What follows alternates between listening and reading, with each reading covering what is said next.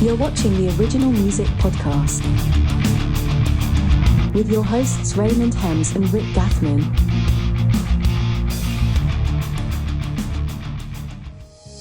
Shining so bright, tempting and inviting. One step inside and you've lost attention. I look so happy, stranded in their misery. Attention, island is paradise until you look beyond the rise. Attention. All right, here we go. Episode 36 of the Original Music Podcast. We are blessed to have Heerraa with us, our very first international artist. She comes from Kuala Lumpur. Is that correct? Malaysia. Malaysia. Yeah, it's in Malaysia. Kuala Lumpur is our capital. Very excited to be on the show. Thank you guys for having me. Absolutely. Yeah. So before we even get going into music, can you talk about Kuala Lumpur and what? You can call it KL. A lot of people refer to it as KL. Okay, because I'm struggling with saying Kuala Lumpur. You did pretty well, though. Yeah. So the KL, what is it like? Is it? Can you compare it to, say, I don't know, Florida here? Is it like Georgia? What is it like environmentally? Oh, so I live in the city, and it's like you can imagine like skyrise, warm, sunny climate, welcoming people with much diversity and culture, like at every corner of the street.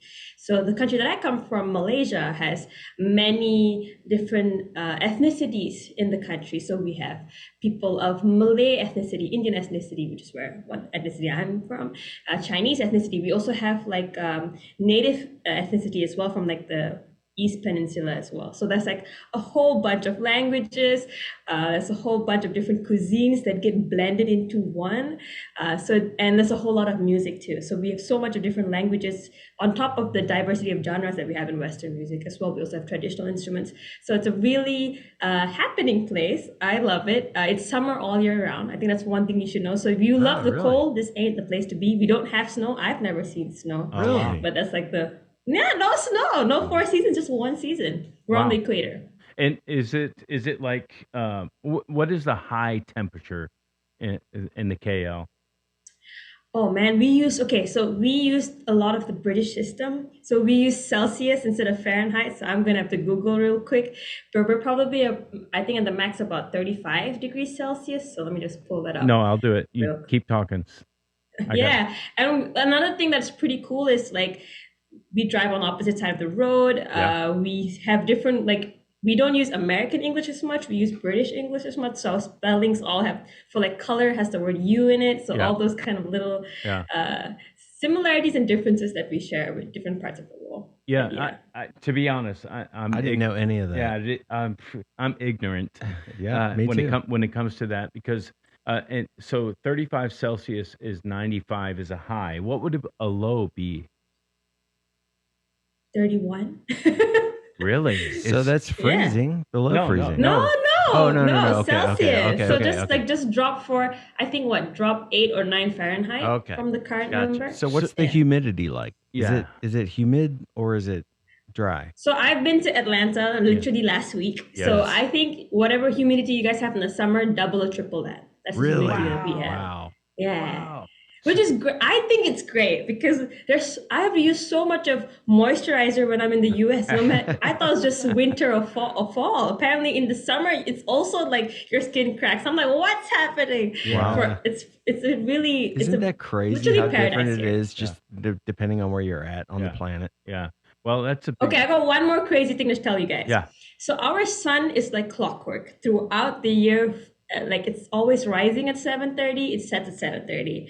But in the US, your sun is like crazy. There are times it sets at like 8:30. There's times it sets at like 6 p.m. So you're on equator time. Yeah, it's the same, and it always messes with our minds. Like, what time is dinner? Because every time we gauge by looking at the sky, it doesn't actually. That is work. crazy. Oh my gosh, that's crazy. Well, do you guys in the KL, do you do daylight savings time? No. Because that's what's stays causing the same. it. That's what's causing it. Yeah. Yeah. I think you're on a more naturalistic approach. You just exist on the planet. It's going to be it's going to be a 4 degree.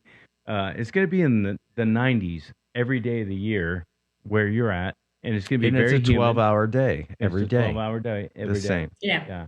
It's I would say it's literally paradise, but it's a tropical country. So that's why we are also Yeah. like one part of Malaysia is a peninsula, so we're surrounded by ocean, like 75% of the country. Yeah. So Well, I did notice because I did a little homework.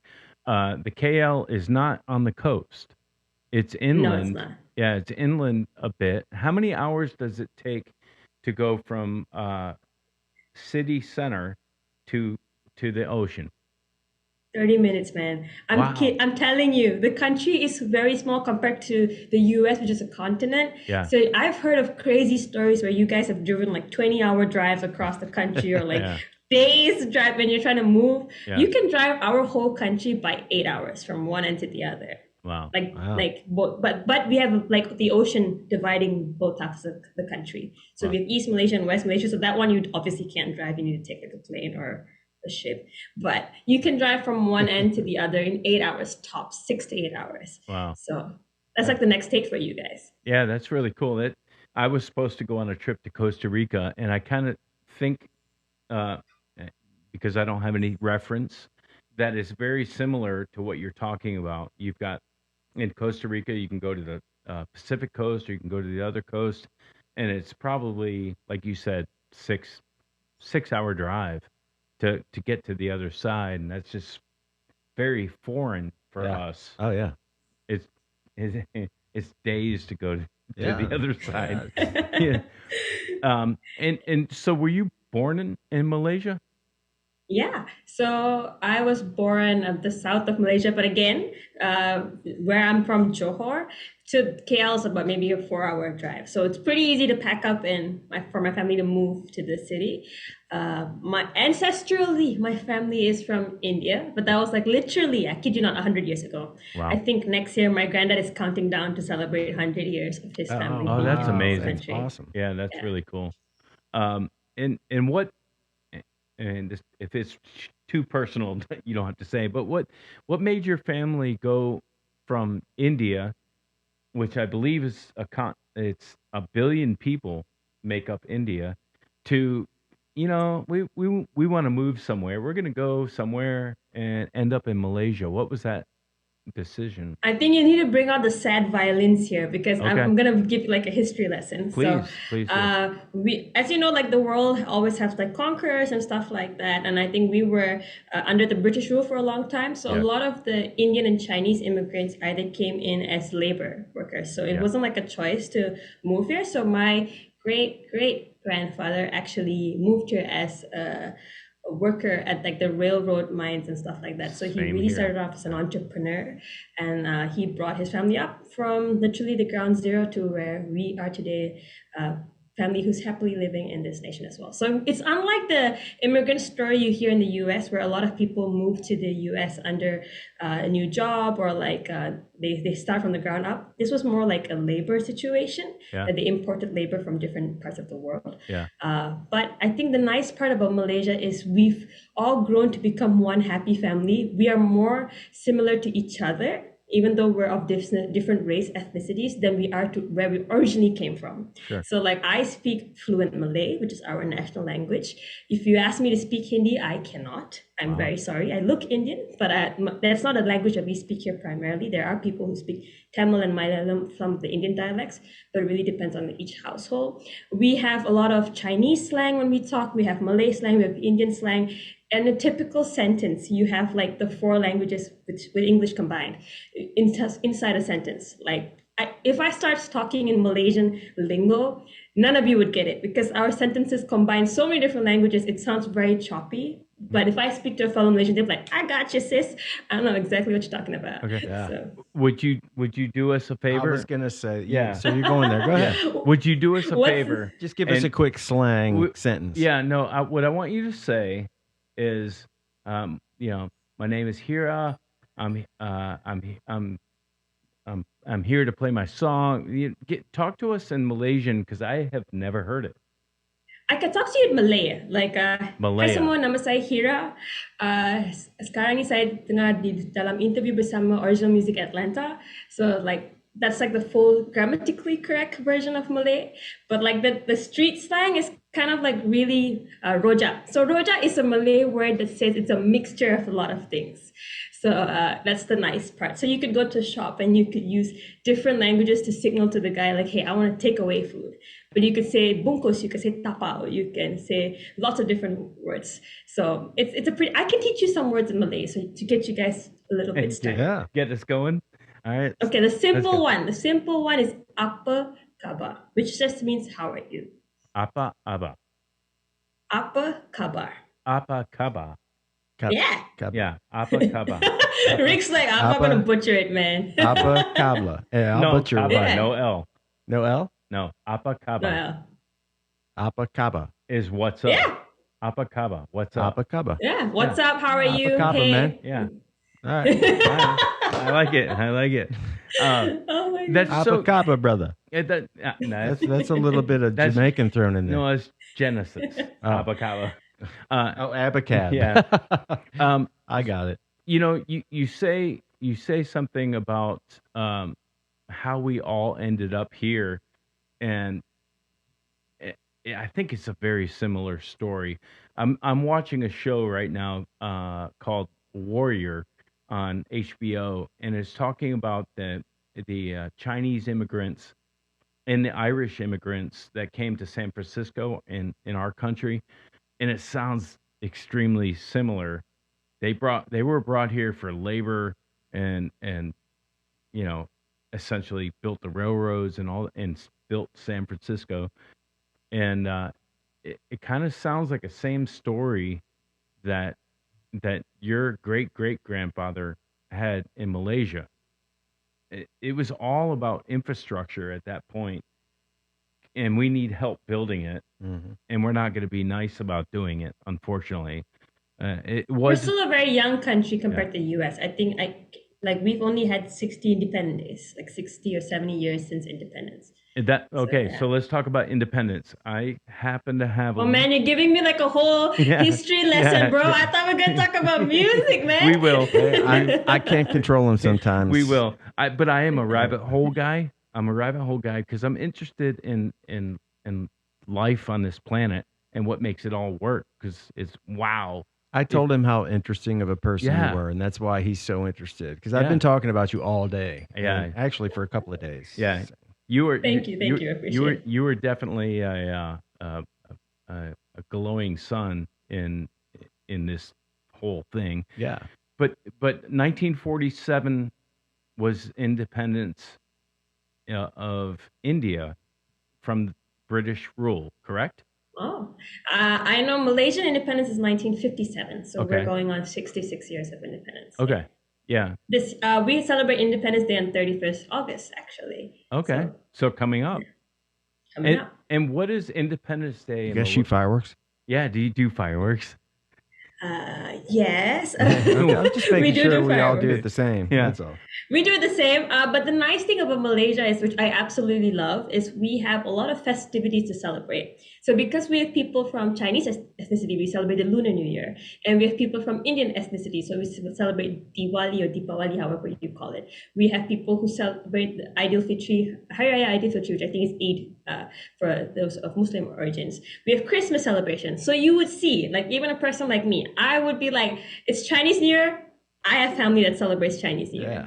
It's Diwali. I'm celebrating Diwali. My friends celebrate Eid. You know what? Christmas, let's just throw it in the bag as well. So like each celebration becomes everyone's celebration. That's pretty so cool. it's not like, yeah, it's really cool. Like the whole country is like on a holiday, even if Yeah. it's nothing to do with our personal religion or beliefs. So it's Yeah, very that's nice awesome. because it's a very harmonious situation going on. That's the word I was going for Yeah, too. It's too harmonious. bad that the USA isn't quite as harmonious as that at the moment, anyway. Yeah. But that's what I mean, we're all we kinda can. after. I think that we are more harmonious than we think we are. Because Yeah, I you guys think- are a big country. That's the Yeah. big difference. I think that it's, for me, I'm just going to speak personally. It's very important for me to have on my calendar, because I know I've seen your calendar and I know it's full, but there has to be something for me to look forward to. And when I look forward to, like, okay, my next look forward to is, all right, I got to grind for the next couple months. My next look forward to is, November, Thanksgiving, where I Oh can man. plan something for me to shut it down and enjoy. I have to have something like that. And it sounds like in Malaysia, you get multiple opportunities to be able to say, okay, this is this week is a celebration, that week is, this week is, that week is. Um, and I think that's a human nature thing. I'm learning that, Yeah, I would agree.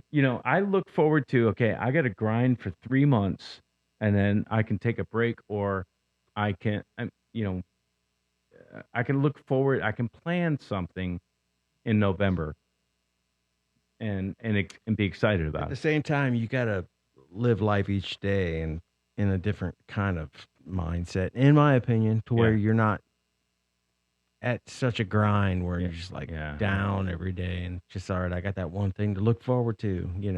I like the way Yeah. she does it. Here, Yeah. how do you do that in your schedule? Because you seem to be very busy.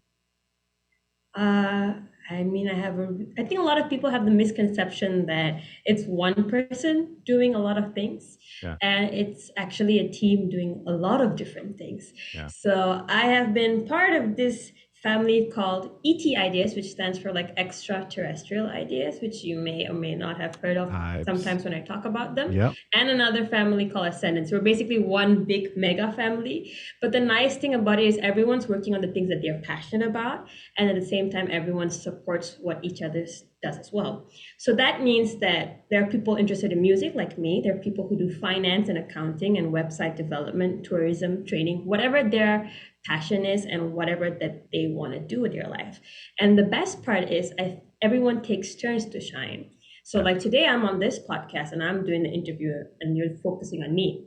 But literally, like yesterday, I was the behind the scenes person for someone else. I was helping take videos for them. I was being their assistant, making sure that all their interviews were sorted out. Wow. The reason why I know about editing and video design and like graphic design is because I've designed banners and posters for someone else before, and like vice versa. So Yeah. it's really about everyone coming together to support each other's careers. So it's not about one star or one person impacting the world. We're all impacting the world in our own individual work. It's helping each other on who needs what. And the common goal that unites us all is to solve world problems and build the young. So we're not helping each other in vain. We're like, you know what? We want to empower more youngsters. We want to make sure that we can find solutions to world problems. But that starts with us being happy individuals who love what we do. Okay. Wow. Man, Wow. that was so well said and Wow. such a mouthful. And if Thank you. everybody It on this wasn't mouthful. I was planet, like, I hope. Whoa. if everybody on this planet thought that way, what a great world this would Yeah. be. It would be. And so ET Ideas, is that a group of people? Can we talk about that as, is it or organization? What It's a is it? social business incubator platform that was founded back in 2008 in Malaysia by my mentor, Ilengo Tiagu. And he's since retired, but the whole organization now comprises of like 50 individuals, 30 different companies in different areas. And that's where I started my career 10 years ago as a teenager, because I didn't have a career. I had just had a dream. Yeah. And so hanging out with people who are much older than me, who were developing their own businesses in event management. They were developing their own chess company. They were developing their own video production studio. So I got to see people building and living their dream. And it was like it came naturally. I was like, you know what? I want to do this too. This sounds really, really cool. Yeah. But at the same time, everyone's not doing it for just profit-making business. Everyone's also looking at how can they impact people to also start being happier. How can they develop youngsters to give opportunities to the next generation to shine. So like that's also why a couple of friends and I co-founded Ascendants, which is like the teenage Say or that. like Gen Z version. Yes. Ascendants. Ascendant. Yeah. Say that slow for us. Ascendants. Sorry, I do tend to talk fast. No, Ascendants. you're good. Ascendance So is that like ascendance.com or is .org? oh, it's ascendancepro.com because we could not get the domain name, so we called Ascend- it Ascendance Project. But that's also been going on since the past 8 years. So Ascendance does what ET Ideas does just for teenagers, for Gen Z. So Yeah. instead of working with people 18 and above, we work with kids 10 to 18 Wow. to do similar And things. to help Because teach them those things that you were just talking about Yeah. of because yeah, sorry, go ahead. No, so you're teaching you're creating an organization to teach them these, build entrepreneurial um, tendencies. Yeah. Very well said. Yeah. And that's Yeah, so- that's beautiful. I mean, that's what that's what the youth needs, It is. That's The idea great. behind Ascendance started because as a 14-year-old and another few founders of mine were 11 and 13 and 16, Madhura, Harsha, Sanan. So we were all the teenagers in this platform full with adults. And we were fine because we were like, oh my God, everyone's taking our ideas seriously. We feel so professional and we want to share this excitement with our friends. So we were kind of like leading double lives. We would go to school, get our homework done, get our like things sorted out, and then we'd come after school and we'd have like projects to work on, and we'd like, this is fantastic. Can we share this opportunity with more youngsters? Because oftentimes we've heard like adults say, if I knew this younger, I'd get to do so much more different things. And we were like, well, let's tell the young so that they can start something while they're still in school. They can take the time to discover their passion instead of being worried when they enter university. And then they start questioning, oh my God, what should I do in my life? Yeah. So If I only knew then what I knew now, Yeah. what I know now. That's right. Yeah. yes. That's it. We find in the U.S. that we talk about, I sure wish that in school they taught me how to balance my checkbook, or to manage a budget, or how to invest in Roth IRAs as a kid. How to pay for insurance in your car. How to Just the basic stuff. life. Yeah, basic life things that you have to know how to do. And they don't teach that in They school. They teach Well, let's not go there. the periodic table. They teach things that I will never. Algebra. I don't think I have ever used algebra to write a song or to make a living. Well, depends on what kind of We music should you change that. We should write a song with algebra, but we'll get like that Actually, will be he's- another he's- rabbit hole we should go down. Yeah. Can wait, we? wait till you hear the music that him and I play together. Yeah. I think he's wrong. I think there is algebra It in sounds there. like algebra. Well, Sounds like I- a math equation. Yeah, I tried to break every rule of theory I possibly We go from can. 4/4 to 6/8 Yeah. to back to. I mean, I want to push that kind of stuff, but what you're talking about is interesting. Now, and this is a group outside of the public education type of system. So like the things that SNS talks about is like goal setting, managing your emotions, managing your ego. How do you work together with different generations? So all the things that we learned and we were exposed to that we wanted to share with others, because hey, we weren't like special like superhero type kids. It's just we were just at the right place at the right time. Right. And the reason why we started Ascendance is we absolutely adore and love our mentors at ET Ideas, but we realized that if we wanted to change our generation, it had to come from our generation. Like kids respond better when they see a fellow 12-year-old, or if they see a 14-year-old, someone at the same age level and someone at the similar success level, just someone who's working a little bit more on their goals, so they had someone to look up to. Compared to like putting Beyonce as an idol, and she is an idol for a lot of us, but she's so far from the average kid. So how do you get started? And that's the nice thing about Ascendance, because although I was a founder and I was their COO for about 5 years, I'm now playing more of an advisor role because the organization is constantly run by kids 10 to 18-year-olds, Wow. for kids 10 to 18-year-olds. So although I'm young, I'm not young to a 10-year-old. Yeah. Right. Like I'm 24 this year. I look ancient to them. Yeah. But if they see the other people on our team who are now 12-year-olds, who are 13-year-old astronauts in the making, who are 13-year-old authors, for them it's inspiring because they see someone their age, someone coming from their city or background. And the nice thing is we've also expanded our reach outside of Malaysia too. Yeah. You're so smart. yeah, Should we that- talk about where you graduated from? Well, Did we we're mention heading that? there. We're heading there real quick. Let's get to the music part. Well, we're heading there too. Okay. And this is I have too, to rein him in it- sometimes. well, He's- it's too interesting. you are a very interesting. Yeah. You're probably one of Thank our you. most interesting people that we've had on. Yeah. Thank you. I appreciate it. You guys are a pleasure to have a conversation with. So. Well, it's all about networking, but it's also more about learning about the human experience of somebody I would have never met if it wasn't for Rick saying, "Hey, we need to have Heerraa on," and just talking and learning about what I'm hearing about what you guys are doing. It's groundbreaking to me It really is. that ascendancepro.com is a place to go for young kids to learn from just a little bit older kids that learned from just a little bit older kids before them. Yeah. It's a cyclical it's a cyclical hand down of knowledge, and that's beautiful. Yeah. We don't have that. Right. They don't feel talked down to. Right. They feel Yeah. like they're talking to peers that are dealing with the same things, Right. similar situations, Learning a process that helping they- each other yeah. grow. Yeah. That's great. Yeah. I mean, Mhm. that's That's amazing. I wish we had stuff like that here, too. and we may, and I might be ignorant to that too, because I'm pretty ignorant. I but don't know.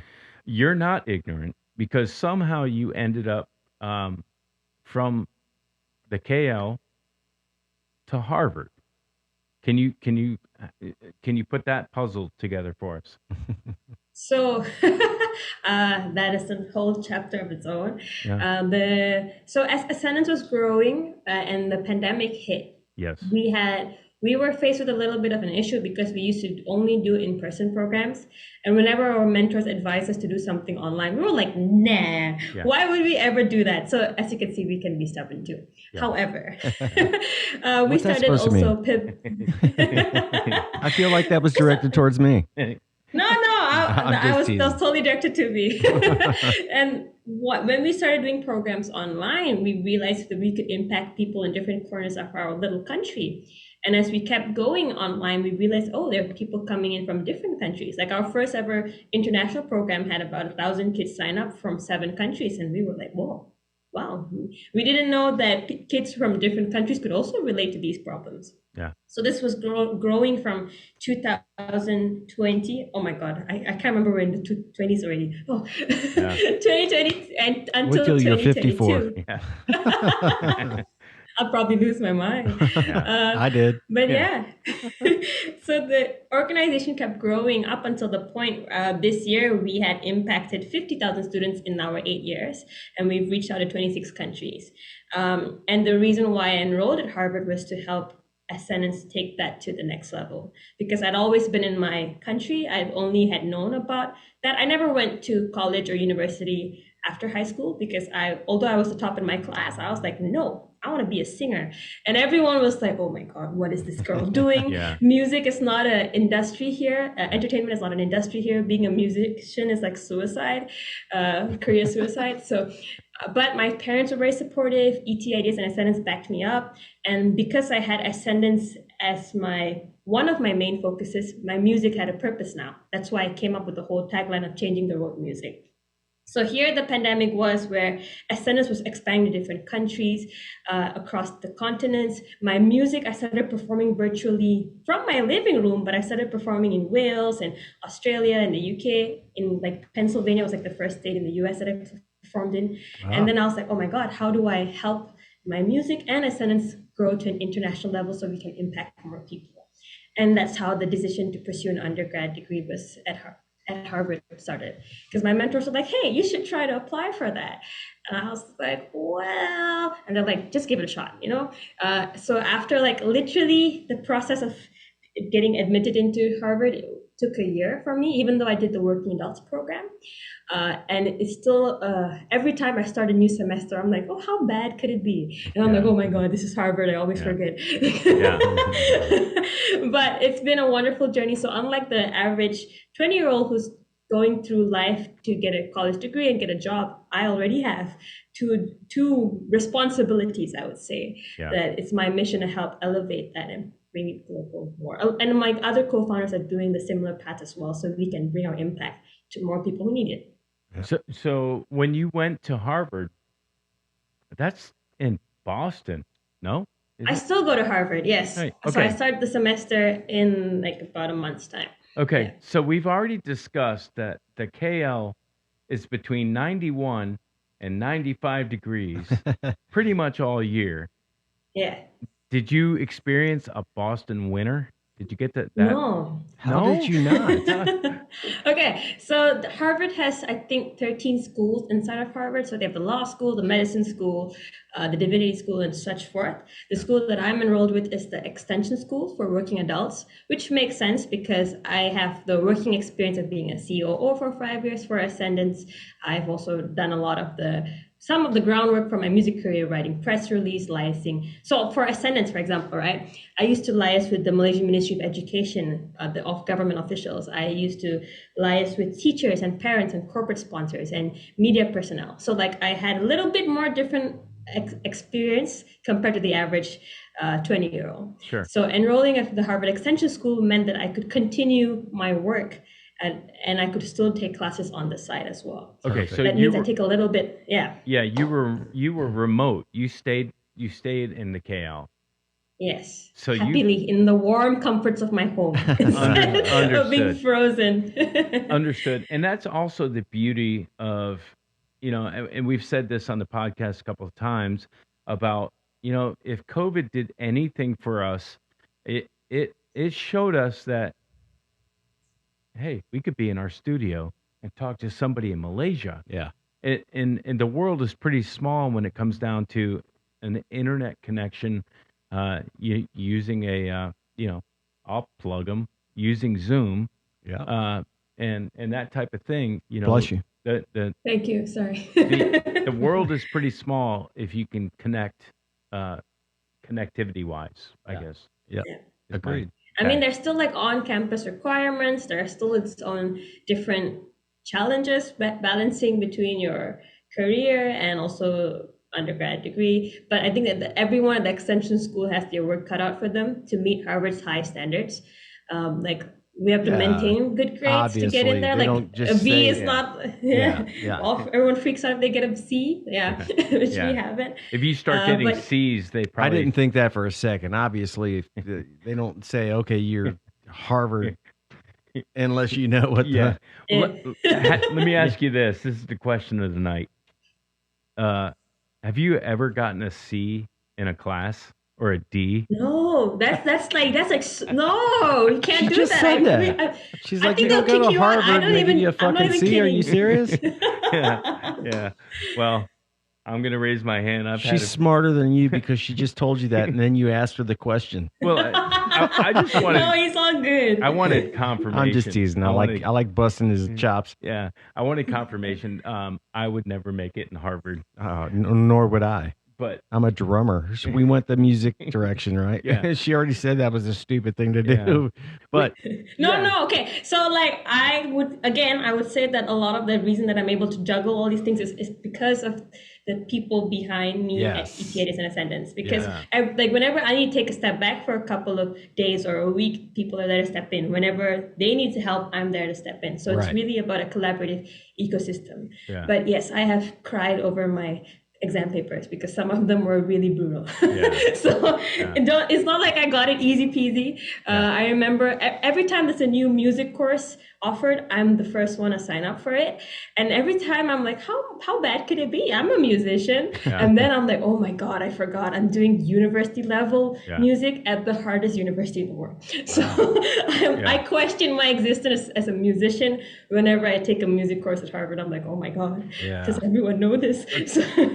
So Yeah. that opens up a can of worms because I had no idea that Harvard even had music as Well- as a course or a study. didn't we talk about this earlier? Not at Harvard. We were talking about Berkeley. Oh, and we were Berkeley. talking, That's right. Oh, you know, yeah. when you hear, you hear about Berkeley and you Yeah, hear yeah, about, AIM down here in Atlanta, and the music schools have curriculum that only is music. You're talking about Yeah. So I'm with you. I agree. Yeah, I didn't realize I that either. had no idea. Yeah. So are they like theory based? Is it business based? What is a music It's what probably every category. curriculum In, at Harvard look I like? mean, have you seen this? Rick looks like he's gonna. Yeah. Rick looks like he's gonna get admitted to Harvard. He's spot on that one. No, we're past the Harvard thing, but Yeah, a little bit. so when you take a Harvard music class, is it a theory class? It's not Where did song. you start? Yeah. In is what he's trying to ask. Oh, what it was the- depends. So yeah, sorry. Go ahead, Rick. Finish. no, that's it. Where did you start when you were in Harvard? Where was the first direction you went musically? Yeah. That I can do anything and everything in my degree. So that means that I've taken classes on ESG reporting, I've taken classes on marketing management and essentials and stuff like that. But I've also taken a lot of their music courses just because I'm like, anything with music, sign me up. Right. I've done my favorite one to date is still my techno musicology class, which was the first time I learned about hip hop culture, learning how to use Ableton and make songs. I even turned my final project into a song that's released on Spotify for like a conference. So like I try to kill 2 to 3 birds with one stone. Yeah. So that was like one of my highlights of it. Well, and I did a music in the mind paper too. That was pretty badass. Yeah. So when did you start writing your own music? Yeah, let's talk about music and when you got started. I know yeah. the Ableton thing is Yeah, it's big like- for me. yeah. We use Ableton and Giza is gone, Yeah. and we use a click, and we use tracks, but not a lot. And any tracks that are used were played by Ray. Yeah. But so I lost track of what my question was. Well, let's go further back before the Ableton. We'll get to Ableton. At what age did you start writing your music. That's yeah, what it when was. did you say, "Oh, I like music and I want to learn an instrument," and what was that instrument? Well, I don't come from a musical family. So this was like an unheard of career. They were like, what? What is she talking about? Yeah. I mean, I wrote a couple of songs when I was 9, but then I forgot about it and just started hanging out with my friends. But I've always kept that dream of wanting to be a singer. I just always never knew where to start. And so when I met ET Ideas at 14, that's when I properly started writing songs. So like I started going for like music lessons when I was like 11 or 12. I picked up vocals and then I did like keyboard and acoustic guitar, a little bit of electric guitar. I used to be in a band, but I used to be able to be the rhythm guitarist, but I have long left that path. Yeah. But yeah, I started writing songs when I was 14, and the whole idea of changing the world with music came when we were forming Ascendance, and when we started doing programs for just 10 and 20 kids, slowly 100 kids. I realized everyone sings songs, but not everyone understands what they're singing about. So I was like, maybe I could give them something a bit more positive to sing about, that even if they don't even understand what they're singing, it could leave them up as a better human being, more positive or more happy or mindful. Yeah. So yeah. And what was your main instrument? Like an acoustic guitar or Keyboard and acoustic guitar. Keyboard. I alternate between the two. Yeah. okay? So when you're recording now, are you recording into Ableton? What is your DAW, your platform that you work off of? I'm an Ableton fan through and through. Ah. It's just that I've always had the software. I just never really knew how to use it again. I never went to university to learn about it when I first finished high school, so it's a lot of Googling. But the biggest life-changing moment for me as an Ableton user was doing the class at Harvard for the techno-musicology class, because every 2 weeks we had to put out a project using Ableton. Yeah. And after a while, I got the hang of it, so then I started being able to produce my own songs, Wow. which is very, very cool. I still have a long way to go for Yeah. song production, and I'm sure, Ray, you're going to be like my guru on that one. But yeah, it's been a fun, exciting process. To be honest, I am a Pro Tools guy. I do. Oh, no. Yeah, I do all my writing in Pro Tools. Like it just what I learned on, and I can flow on it. And I think it's important to find a DAW, digital audio workstation, that you flow on, that you can just throw an idea down, junk, throw an idea down, okay, and you like just kind of keep building without hesitancy, because I think hesitancy kills creativity. Is that a hard word for you to say? It was hard. Hesitancy is very hard. Lots of syllables. Uh, but in order to do what I want to do live, I had to find a platform that would do um, video, audio, and MIDI all at the same time. And Ableton was my solution. And like you said, I went to Google University during the pandemic and learned how to use it. And it's very interesting to me. Side note that like you can learn one platform, whether it's as simple as GarageBand or as simple as um, Logic Pro, which are Apple platforms, or it's there's a lot of people using Reaper, which I still need to look into.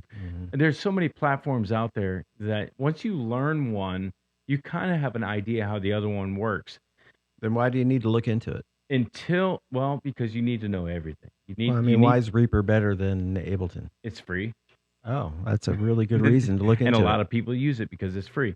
But you learn these platforms, and then you come across Ableton. And to me, it was like the old Steinberg, because I'm older. That's a guitar he's talking about. Actually, it's not. Steinberger. It's a Steinberg was a software for a digital audio workstation. And I always found that the German companies, the companies that were like Ableton is, I think, I'm pretty sure it's a German I think platform. So. Yeah. They work in a different flow than the Apple stuff, or and so when you're learning a software, you're learning very similar. Anything that you can come up in your mind, I wonder if it does this. It can't, because the people that made all of these are smarter than you are, and you just have to go to Google University to find out how to use it. And that's where we are now, where everybody, you said Gen Z, right? Everybody in Gen Z has already known that they can go find the information anywhere on the internet, and I think they're faster learners. Of course they are. At all. You've seen videos of all these kids that are 10, 9, 8 Unreal. that play circles around me as a drummer or Unreal. you as a guitar player. Yep. It's like, how in the world did that happen? Yep. Only the internet. And that might be the only good of That's the internet. the only answer that I can come up with. Yeah. It's like, because I remember rewinding tape, waiting for the song to come on the radio, hit record real quick, and then I had it on tape so I could rewind it, listen to it, rewind it, listen to it. That's how we did it. But the my question, okay, here's my problem with that. So I had it on tape. I was able to listen to it over and over again. I wasn't able to physically do it and play it the way these kids can do it today. Yeah. So what is it that's causing these kids to be so damn good, talented? They're so good. It's so superior than we are or were. I think it's an evolutionary thing, and Wow. although we hope each generation gets better, if not the world will be degressing. Yeah. However, each generation does have its own challenges. So like, although Gen Z might be naturally gifted in many things, a lot of them struggle with the question of why, what's their purpose and what they want to do and why should I do that?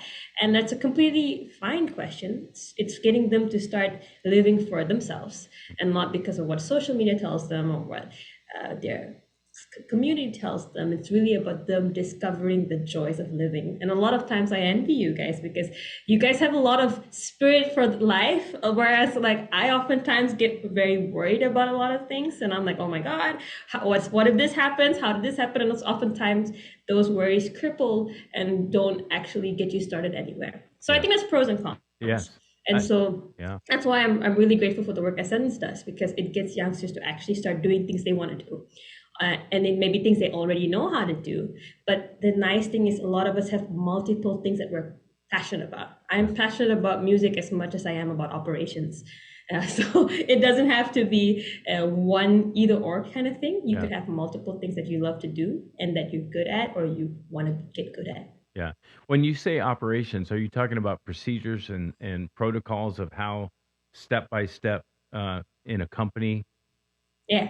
Wow. That Because that's that's what I used to do. I kind of did a little bit of the groundwork for Ascendant's operations. Again, nothing like Microsoft or like Google level operations, but for yeah. a startup and for a youth movement, having no experience how to use even a spreadsheet, Yeah. I learned a lot about that. So like learning how to write formal letters, learning how to talk to people, get things approved, setting up events at a small scale, then later on a slightly bigger and bigger Yeah. scale and so This forth. chick is smart, man, Yeah. I would and say. talented. Yeah.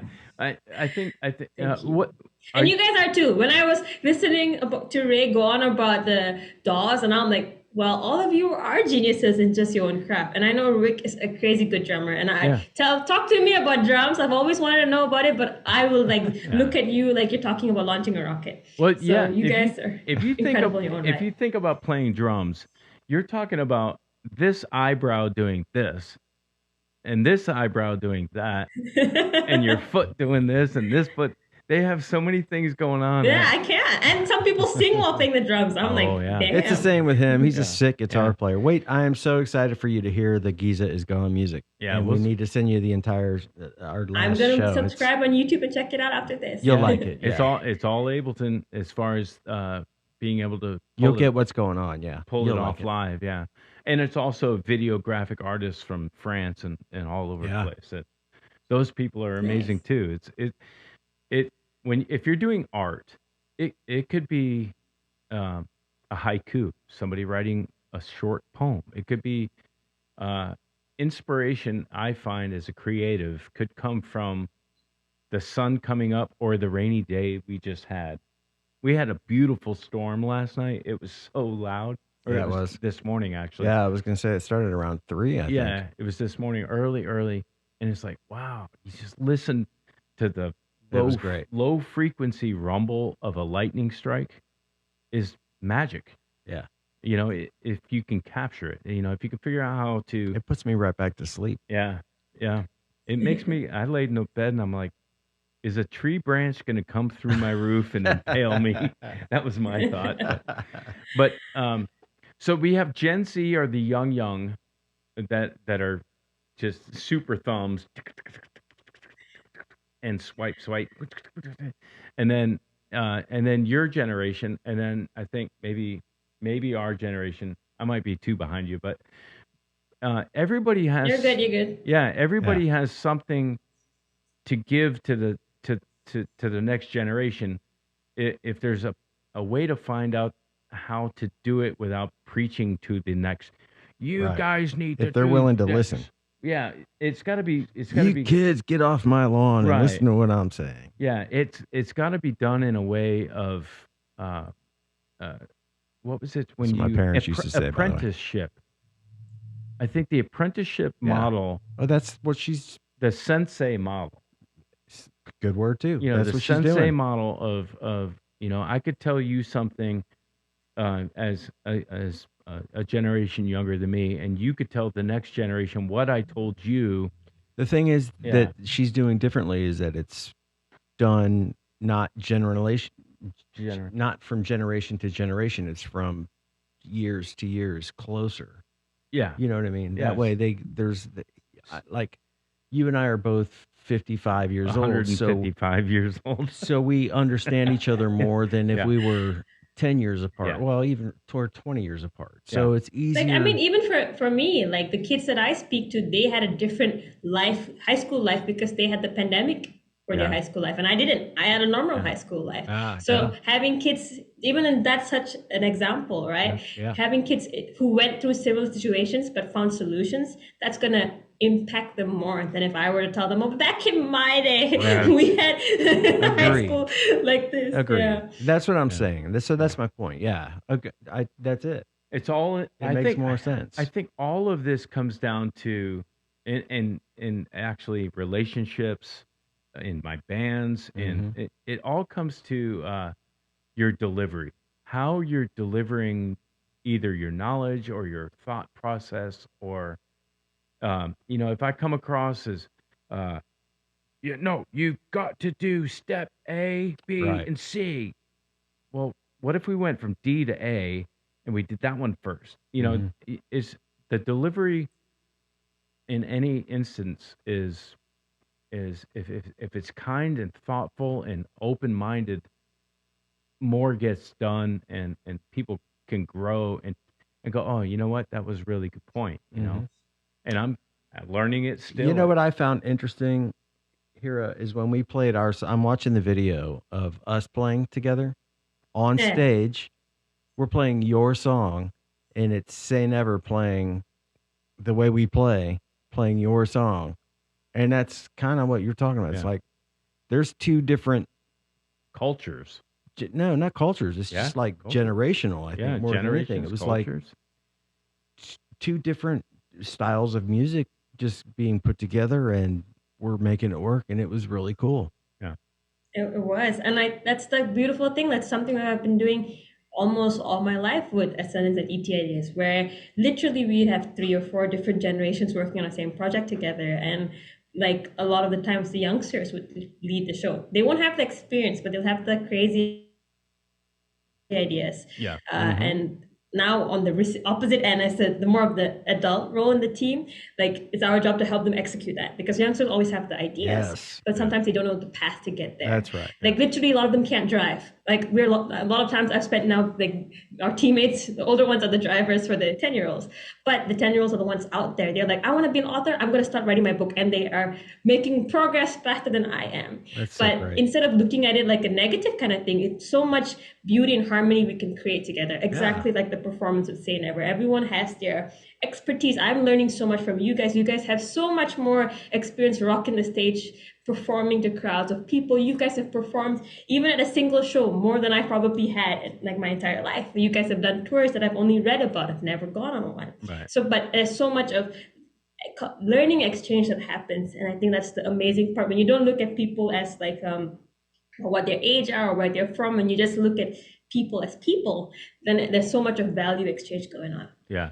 And Well- I think the experience exchange, like I don't know for sure, but like you just said, I don't think you ever stood in front of a rock band getting ready to play your tune. Well, she straight up handled it. Is what Yeah. where I was going to go with. Yes. It was like, you know, that curtain came up and she was ready to roll, Right. and there was no problems, there was no glitches. Yeah. We went from beginning to end, and we got a great response. Yeah. She nailed her stuff. Yeah. We did the best we could for her with that way we do it, and that's what we ended up with. And Yeah. it was cool. Say Never was fantastic. That's awesome. That when I met them, I was like, oh my god, this is what an actual rock band is like. Because I've always been Yeah. like, oh yeah. Yeah. You know, people always say, hey, you're a rock star, and I'm like, oh my god, no. I saw like Yeah. Rick and Paul and Yeah. like Jonathan and Matt, and I was like, okay, those are actual rock stars. I'm like, okay, what do I do now? But I'm like, you know what? I'm just gonna have a lot of fun, because that's what music's all about. That's It's about exactly right. how much like passion you can pass on to the audience. If you're having fun and if you're having a great time, it doesn't matter if you like play a wrong chord or if you sing a little bit off key. It's about how much can you convey the message to the audience. That's right. And That's I think right. we did that perfectly. They Yeah. literally shredded on the guitar, and I'm like, oh my god, is this really happening? Am I seeing a literal rock band play my song? I felt like an out of body experience was Oh, happening. That's good. Right? You're That's so good. sweet. It was awesome. Did you? This is a little fun side note. Did you? I know it's not out yet, and we haven't talked about Tammany yet. But did you see any of the video of us before we played our song? Well, for me, it was really more of an option of like anybody, even if like a gospel band would have played my song, I would have taken it. No. Where I'm going is But- that we were having technical issues because the mix was wrong, and so the stage hand, the stage manager was coming up to us and saying, "Okay, we're gonna before you guys play, do it again," which is the song that we won for. Yeah, We're gonna congratulations. you guys, thank you. You guys hit the chords, just guitars, no drums, and we're gonna make sure everything's back to the so I could hear it in my ears and everybody could hear it in their ears. And so I'm watching the video of the guy down there saying, you know, there's the video of us up there, and he's saying, all right, this next band and the chords started hitting, and he looked back, and he was like, "Well, I guess these guys are going to introduce themselves." Yeah, that's So, showbiz, right? yeah, it was pretty funny. And that's So- why I said you guys are the true rock stars, because you guys literally own the stage. Like you're like That you is- took the stage, you wow. tracked it around, and you like handed it to the audience in like a plate. And I'm like, damn, Here I we wish go. I could do that. Yeah, that was fantastic. I was like, oh my god, this is what I've never seen, but I'm like, this is like the coolest thing I've ever seen. Wow. So, yeah. we need to do it again for sure. Let's play her song. Well, let's lead up to that, and because I have to cue it up. So you came to the States and you did some stuff in Nashville, and then oh, that's Atlanta? right. I'm sorry. Yeah. You did what? She What was did you do? gigging like days before Yeah. we even worked up to this. That was not planned. Yeah. That was literally a week before the trip. None of it was planned. Wow. Yes. How did you get to Nashville, and what did you do there? So first off, I gotta say a huge thank you to Say Never, because although I was invited to be a judge for the ISSA Awards organized by the International Singer-Songwriters Association in Atlanta, I couldn't perform on the main stage if I didn't have a band. So you guys were literally the crazy ones that were crazy enough to say, okay, I'll play her song. Even if it's a pop song, we'll play it. We'll help her out. And I appreciate that, because We you guys always were will. the reason why that trip was possible. So Thank you so much. and I was like, if we're gonna fly halfway around the world, we're gonna do like a 22-hour flight there. Yeah. Can we just add an hour and go to Nashville? Because that's like the closest Sure. I've ever seen Nashville on the map Yeah. to wherever I was visiting. So that's how we planned the trip out. I knew no one in Atlanta. I knew no one in Nashville. It was a lot of like messaging people like, "Hi, could I get to know more about Nashville? I don't even know what to pack. Like, right. are you guys hot? Is it cold? Is Yeah. there gonna be wind? Yeah. Why do people keep telling everyone should go to Nashville? Like, I never understood that, because I'm not a country singer. I'm a pop artist, and like I don't speak the lingo. Like, I don't know anyone in the business. But it was a lot of learning and preparation for the trip. I didn't have any shows booked. I don't know anyone to have shows, and Yeah. everyone has to be in Nashville to play a show in Nashville. So it was a lot of, again, messaging people and be like, do you have a slot open for this week? Do you have a slot open for this week? Yeah. And suddenly all the people who had slots messaged us at the same time, and that's how we Wow. did 5 shows. Well, you got lucky on that one, You because did 5 shows? That's not how it normally works. Yeah. So we got to perform at the Commodore. We got to perform at the Bluebird Cafe. Oh, So Bluebird's that was, killer. that was Dang, Yeah. look at you go. yeah. Well, we're gonna check out "Note to Self," and we're gonna play this track, and we'll be back on the other side here. Okay, Looking here we forward go. to it.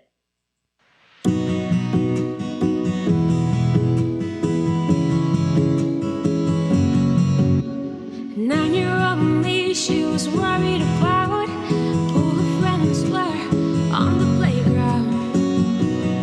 She wanted everyone to like her. 13-year-old me hit puberty, thought she was ugly and didn't believe that anyone would like her. Looking back now, I would have said no to self. Take a breath, take it easy, don't be stressed. Life's a whole lot more than you understand.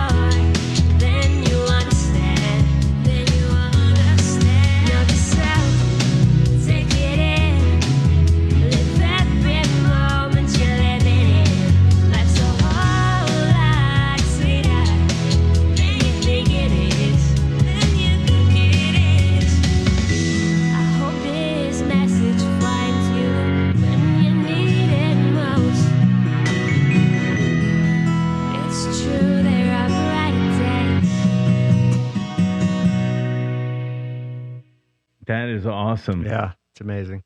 Thank you for playing such a gentle song on your show, guys. Hey, I appreciate it. we like all kinds of Yeah, music. there's nothing we don't play on the Yeah, show. we'll play anything. If you wrote it, we'll play it. Yeah. Listening to it vocally, are you doing all the vocals? I heard a high harmony part in the background back there. Are you doing all the vocals on it? Yeah. I I'm assume doing that all the was you, vocals yeah. for it. Yeah. And did you produce the strings and basically everything on the track?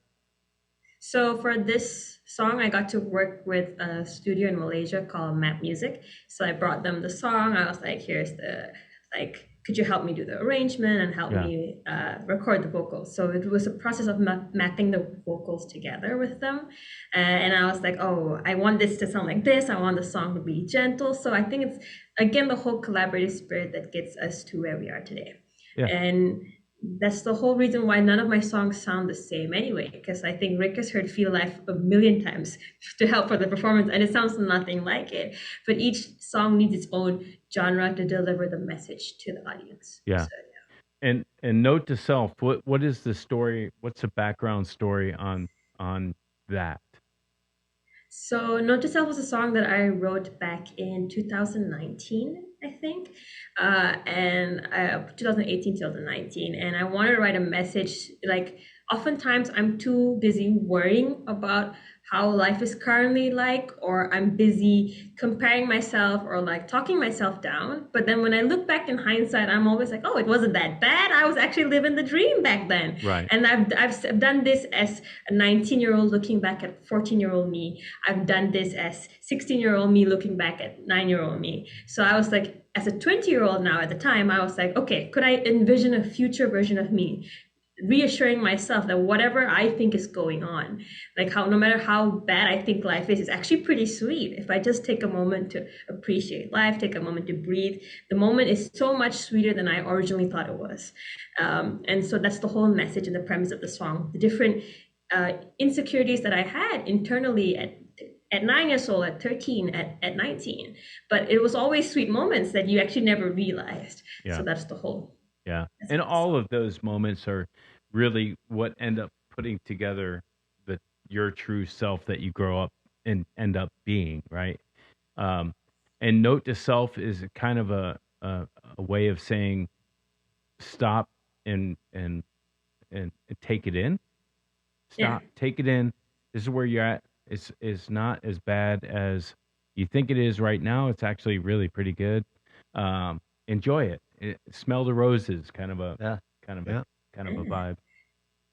Like even the whole experience coming to the US to perform in Atlanta and Nashville, it's a wonderful, life-changing experience. But there were so many times I was so scared of a lot of things. I'm like, oh my God, is this really happening? I had a lot of insecurities at those moments. I had to talk a lot to Ramya about it, who is my manager, best friend, publicist, to help me overcome that. But like the whole central theme about Note to Self is enjoy that moment, because it's genuinely a really great moment. If you had just taken a pause and just like try to tell yourself it's not as bad as you think it is. It's not as scary. Nothing's going wrong. It's actually going fantastic. And then you can enjoy every moment. That's right. Yeah. We all Insane Ever felt the same way. We were like so nervous and going, oh my God, Don't what are screw we it gonna up. do? How are we gonna do this? How are we gonna pull this off? Yeah. This is not. I actually play music in a church for a long time. Ray did as well. Yeah. We actually played together. Yeah. But so we play worship music. So it's that, not that that song, it was more in that vein than what we do on the regular. So it was like, for me, I kind of got it a little more than the other guys I think did. Yeah. But it was like everybody was just, us as a whole, we're just really worried about how are we going to pull this off and make it sound the way it's supposed to sound, which obviously we weren't. Right. So yeah. And I was like totally down for like a rock version too. I know was you like, were. Hey, I know do a you were. solo, man. Do a solo. I And all of know. them just stared back at me and they were like, no, it was we're the getting beauty this of working with right. you. Yeah. It was the beauty of working with you. You're such an awesome person. Yeah. He was telling me about, so you guys had your show on Saturday. I had a big show on Sunday, so I wasn't able to come to your show. And but he was telling me how, what he was doing and how it was going to work out. And I was like, man, You know, it's stressful to try to It form is. your sound that you're accustomed to making as a musician to okay, I gotta play a country song. Well, I don't play Right. country, Right. but I'll give it my best. Yeah, but you can figure it out. I Yeah, mean, we've been playing long enough that yeah, it's like, but it's not And that's rocket why the science. guys that say never was so great because like they took up that challenge because a lot of people I'd imagine wouldn't be comfortable doing a pop song if you're a rock artist or a yeah, country artist or a jazz artist. So, like that's not what I do. yeah, And I was so grateful they entertained the thought of like, okay, maybe we could do this. yeah, And Yeah. I was completely fine if they had like shredded like yeah, and they did and I was like yeah. amazed with that. It didn't have to sound like the studio version. I just wanted the opportunity to be able to sing She, that and she was share like, the you know what? message. These guys didn't obviously go to Harvard, so No. They didn't even. I'm They just didn't teasing even. you. They didn't even go to community Yeah, we college. didn't even go to community college. But the- Again, I never went to college for like 5 years, man. Yeah. I genuinely believe that I would never go to university, and I was very proud of that. So. Yeah. Well, I think the key is everybody uh, took everybody yoked in Yeah, and said, okay, we're gonna do everything we can to make Heerraa successful. we And were then, all in. And We then did. when it comes to our stuff, we already know we know how to do our That's stuff. exactly how it went down. We Yeah. rehearsed several times and we didn't even play our song. We were Yeah. like, all right, let's work on that one Yeah. and make sure we can at least get somewhat That- of that formula down so it doesn't train wreck. Yeah. And I think it worked out great. Well, and the lesson It is was beautiful. yeah, the lesson to that though is as an artist is do whatever you have to do. If you have to spend 3 extra hours working on helping another artist out, Yeah. that's what you need to do. You You already got your stuff. You're good. Yeah, you know what the thing is, sorry to interrupt you, but with working with Heerraa's song is that Jonathan had to sing it. So Oh. no, like in our rehearsals. Oh. So Oh, okay. because we all took cues from what she The does vocals, in yeah. the song. Sure. So okay, we don't have tracks, we don't have keys, we don't have anything. Well, we I have wish I had that recording. Yeah, me too. Oh, no, you don't. I'd love to see that. No, you really don't. Yeah. So no, it actually wasn't that bad. We were all kind of going, okay, we can do this. We Yeah. can do this. We can do this. And we, you know what? That's a growth I opportunity for appreciate the that. band. That is insane. Yeah. That's a Yeah. growth opportunity for the band to be able to go, oh, this is out of our wheelhouse, but let's do it. You know, Yeah. take those challenges. Don't be afraid of them. We actually enjoyed it. Yeah. I make it sound like it was such a big deal, but we did enjoy it. It was. It was a big deal. So that's why I appreciate you guys so much because it took a lot of time out of Well, I'm your not- schedule, out of the yeah, work I'm that not- you did. Yeah, of course. I'm not taking away So from just it. take it. Just take the compliment. Just Yeah, I know, love right? you, Heerraa. You know I do. Yeah. I didn't And mean like the for that to best part- sound like it was so No, easy because it was not. I'm so happy that you guys share about it because I think a lot of times people don't see the behind the scenes work Right. that goes into a lot of things. They People never just do. see, oh, you rocked it. It looks like a great photo. They Yeah. don't know the amount of things people did to prepare behind Yeah. the scenes. And that's Yeah. why I'm so Yeah. happy to talk about you guys. I'm happy to talk about SNS and ET ideas because a lot of times people just see me. Yeah. But there is so many people that I literally would not be able to exist without. Yeah. And you guys are an example of that. That whole trip would have just fallen apart if you guys had never said yes. Well, I appreciate you So- saying that, and Yeah. and you're the best. It was fun. Well, We had a great that's the time. thing is the crowd's like, oh, that looks so easy. And meanwhile, everybody backstage is like, "Ah, whew, I can't believe we pulled it off. It was a show by epic proportions, not because of how well we did, but how well we overcame a lot Yeah. of the issues. Yeah. I know the band had been practicing for weeks, but even on the actual performance, I don't know about them, but I couldn't hear any vocals come through the stage Oh, monitors. no. Oh, So that I do had you want me to like, tell that wing it. story? Oh, no. So- no, so like here's what he's happened. gonna go into it. Yeah. I'll tell you real quick what happened. Yeah. So we get there at 7 a.m. Yeah. because we're the No trash talking. Just be as polite as you Of can, man. course. I'm No, gonna I give you have- the Asian thing. I have zero trash talking to do. Yeah. But we did show up at 7 a.m., which is what time we were supposed to be there. We couldn't get in yet. Once we did get in, the back line showed up. This guy was great. He looked just like John Belushi if anybody knows who that is, he used to be a guy on Saturday Night Live back in the 70s. Yeah. He brought, he just rolled his gear up. He brought the drums in. I set the drums up. No problem. All right, cool. We'll get this going. So we get all the drums set up. Everybody's set up. We're all standing around. Nothing's happening.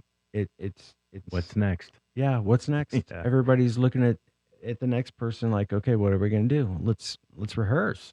Let's get some sound Yeah, checking going. Right. It didn't happen for a long time. Yeah. So we finally did get our sound check.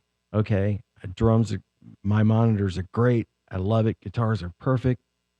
Looking over at the monitor guy, him and I were Yep. perfect. Yeah. Okay. We do Hit sound. save. Yep. Hit save. Yeah. And Paul and I actually had that exact conversation. Okay, save was Yeah. hit, right?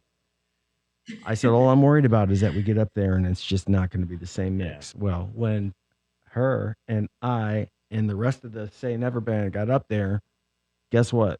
Nothing was there. Save wasn't hit. Yeah. So I couldn't hear any vocals at all. Wow. All I heard was guitar as loud as possible in my ears. Oh wow. It was incredible. So here, were you using in-ear monitors? No, we're just using the stage monitor. Okay. So, like Rick, all of us only heard the guitars, and that's why I have to give them absolute 100% credit Yeah. for this because We they had to pay could not attention. hear anything. Yeah, and they like just played it like the pros that they are because Yeah. no one at the stage, like below the stage, could notice. No one in the audience, although a room full of musicians, did not notice how much technical issues were going on. Everyone was like, "Whoa, that was a fantastic performance." Right. They didn't know we could barely hear our performance. I haven't heard Yeah. the finished product that that's going to come out Yeah. on Roku, but I did hear a video of it, and it did sound great Yeah. out front, but on stage it Yeah. was an absolute train wreck. And that's Sound-wise. that's actually a good point to kind of talk about. As artists, young or old, been doing it for years, just getting started. The one thing that you really should focus on is your stage volume and your mix. If you're using in-ears and you can control it yourself, please hit save when you Yeah. get it right. Yeah. If it's stage monitors, again, please hit save because there's nothing more uncomfortable, I guess, creatively uncomfortable. Like your creative light of being able to do this thing called play music is dimmed quite a bit if you are It unfocuses you. yeah, Yes. if you're looking over across the stage at your bass player, which I did on Sunday, I'm like, I can't hear. Yeah. I can't hear Where the fuck you. are we? Where yeah, essentially. And then you can't stop. We had an hour set and it was a Oh my struggle. Lord. It was a struggle to I'm adjusting my in-ears on how far they're plugged into my Yeah. head I've to done get that my too. mix. Yeah, you have to pull one out Yeah. sometimes so you can get that ambiance. I know it sucks. So if there's anything as a new band or any band that you mostly should focus on is look pro. If you show up with jean shorts and you're on my stage, Yeah. I'm kicking you if off. you just got done cutting grass, Yeah. get off the stage. And be professional during sound check. Be quiet when it's not your turn. Yes. And please hit save. Please, just please. We're good. We're in a good spot. Let's go. Hit save. You know what saved us and made us look good was you. Yeah.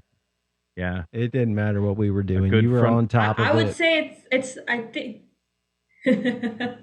I was gonna say it's really the trust that we had that probably made the Yeah. performance extra special. I Yeah. think if I were to zero in that moment back up, I was like, oh my god, I can't hear Rick. I can't hear Paul. I'm like, I just gotta do it. And I think everyone did it. The trust that we had on each other, that we would get each other's cues when the Yes. time came. Yeah. That was what made the performance stand out. Yes. Yeah. The trust in each other on the stage Oh yeah. is, it's easy for me and my other band is we've been together 17 Mhm. years. I know what that guy's going to do, that guy's going to do, and that guy's going to do. It's That's right. easy. In a situation where you're coming essentially across the world to play with people you don't even know, and that's another angle. we I wanted to played- talk about that. Yeah, we played one time, right? Yeah.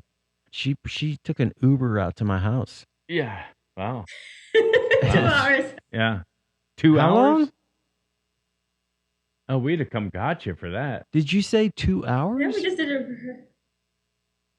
No, we played for 2 hours. Oh, Sorry, my yeah, internet's yeah, cutting yeah, out. yeah. But I meant we only had jammed for like 2 hours. So Yes, yes. Yeah. I was like, a 2 No, not hour the Uber. Uber. I would have definitely we- met you halfway we- at least. We'd have come got you for that. But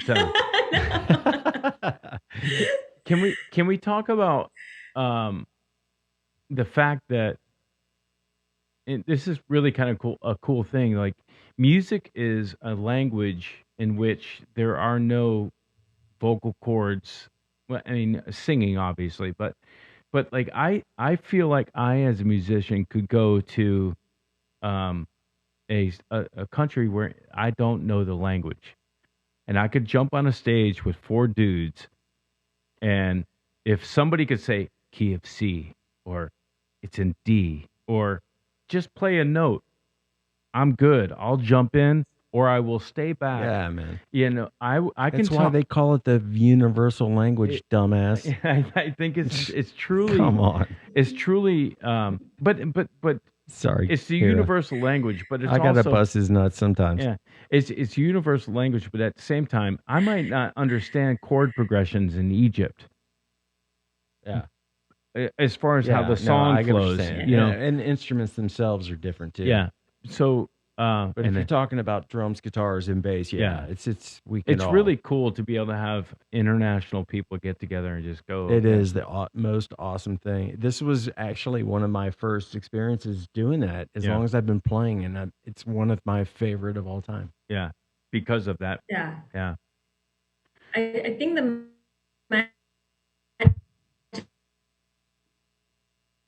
magical thing is being able to get like synergize that when that happens, it doesn't happen with everyone. So I was really grateful that it went really well. Like, one of the things I want to talk about was during the ISSA Awards, as we're backstage before we're gonna play my song "Feel Alive." Everyone's checking their instruments, they're just making sure they're on point and everything like that. And then I'm like, guys, wouldn't it be so funny if you guys won an award while we were backstage? Yeah. And I was like, guys, just make sure you're prepared. Yeah. And then I started seeing the categories. They're like band single of the year, and I'm like, I think they're nominated for that. And I was like, hey, is your name on the screen? And I think I pointed to the screen, and Rick was like, yeah, that's us. And then like they started announcing. I was like, okay, guys, if you guys win, and I'm sure you will, please pass me your instrument and just go on stage. Like just do that. Yeah. But everyone's like, and they're like just so chill. They're worried about the performance, and it got from like bronze winner, silver winner. And by goal, I think they weren't paying attention anymore, but I was just still staring at the screen weren't. because I'm like, Yeah. this would be hilarious. You said If be they ready won to throw and they your didn't sticks even know down in about case it. you need to go grab that. yeah. Well, can we talk about I the? did. I Yeah. meant did. it. And then so, yeah. Yo, can we talk about the ISSA as an organization? Yeah. I was not familiar with what this is, but the International Songwriters Association. What is it? What is it? International Singer-songwriters, there you go. Yeah, Singer-songwriters. Singer-Songwriter Association. Yeah. Are they? Where are they based out of? How did this all come to be? I mean, I'm clueless. I think the Earth is I think. rotating. Am I frozen? Yeah, you You froze were. for a I'm second. frozen. Yeah. Sorry about No, that. you're fine. That's You're okay. fine. What is ISSA? So the ISSA is the International Singer-Songwriter Association, and I think it's based out in Atlanta, actually. Okay. So I actually found out about them through the pandemic, and that's how I submitted my song, Feel Alive, which actually won their Female Single of the Year Gold Award for the international category. So it was very, very cool to be backstage and getting ready to perform that award-winning song with the band who just won Band Single of the Year. And I was like, oh my God, this is so cool. That was But pretty yeah, cool. no one noticed that. No one saw their name on the screen. They're like, the goal winner is Say Never. Like the whole music video was playing, and these four dudes were not paying attention. Yeah. I'm like, guys, you You gotta just go won. get your award. And like, Yeah. you won, go. Yeah. And so like we got Jonathan, we got Rick to go out. Paul and Matt were still in the corner, like just fixing their guitars. And I'm like, guys, you gotta go out. You just won an award. And they were so stunned. They were like, what are you talking about? I was like, you guys won an award. Give me your guitar. Yeah. Matt actually gave me a guitar because he was just so like, what's happening? And you guys did like the whole speech. It was amazing. And then like you guys come back and I'm like, congrats, I'm so happy. I'm like cheering in the back of the screen. I'm so happy for you guys. And Paul's like, we just won silver. And I'm like, no, Paul, you guys won gold. Like, I don't know how to emphasize this more to you. But Yeah. We yeah. were all kind of an dumbfounded. amazing Yeah, it feeling. caught us off guard for sure. Well, you were just focused on backing her up. yeah, I mean that's I mean, that's what that's what what happened. we were after, right? Yeah, make the best thing for you. So is the ISSA something I can submit a song to? My buddy can submit Yeah. a song to? How does it work? So you need to be a member of the ISSA, and that's like a free membership kind of thing. Yep. And they're primarily based in the US, but they do have a lot of people coming in from different countries like Greece and Pakistan and Malaysia and like India, so many different countries. You can submit any type of genre for the songs, Wow. as long as you're an independent artist, if I'm not mistaken. Yeah. But yeah, And it's a wonderful independent, community of people who are supportive. yeah, independent artist. What are the parameters within independent artist? Is that non-signed to a record label? I think just not signed to a label. Yeah, I Okay. think so. Yeah. Gotcha. Okay. I'm gonna submit. Yeah. I'm putting it in. I'm gonna be there next year. Let's Yeah. go. You Sure. coming back? Are you so what's next for you? Are you coming back to the States? You going to school? You running companies as a COO? I mean, what's next for Heerraa? I mean, I'm no longer the CEO. I'm the advisor, so I'm Okay. happily enjoying my retirement. Right on. Jokes. Yeah. But all of the above, I'm excited to see. Oh man, I wish Rami was here. She's gone already. But next week, I'm making my first trip to awards. I'm not the judge this time. I am nominated for 9 awards at the Red Carpet Music Awards for the different genres that I've produced songs in. So I'm excited to be performing my first time in Europe. To be a nominee, I'm going to be as nervous as Say Never was on that day. Yeah, you are. That's So amazing. it's Yeah, going you to be are. an exciting experience. So where in Europe are you going to be? Amsterdam in the Oh Netherlands. wow. Ah, that's Nice. really cool. Yeah. Well, I mean this journey that you're on, I would say just keep the booster rockets pumping, and just let it take you wherever it takes you, and don't say no to anything. Say never. Say never. No, she's got the You know? charisma, Yeah. the beauty, the voice, everything about you. Well, You're- the songwriting too. The songwriting. I mean, the track that we listened to is a Yeah. great produced song. It's the talent's cool. 100% there. Yeah. Everything about it. Oh, and I can't do this without you guys. Like you guys are when meeting people like you guys keeps me going because I'm like, oh my god, there's just so many Yeah. like-minded and kind people Yeah. that are on this journey with me, and every opportunity to collaborate is what gets us all to grow. yeah. And I think that experience performing at the ICC Awards with Say Never, I think catapulted both our careers Yeah. because I think we both haven't realized the impact of it because it's only been like a week. Yeah. But like I think in the weeks to come, you would see, oh my God, how much it has grown us in our following, in our musicianship, in the way we approach producing songs. So who knows, we might work something out in the future again. So like Sure. there's like every time you collaborate with someone, there's so much value and impact we can add to each other's work. Absolutely. That's Totally exciting. agree. I And did have one question. Go ahead if you have. I was something. just going to say we're going to reach out to Tammany and try to Yeah. do a little more collaboration with her as well to Yep. do just to push original music in general, which is what Yeah. the whole idea of this podcast is.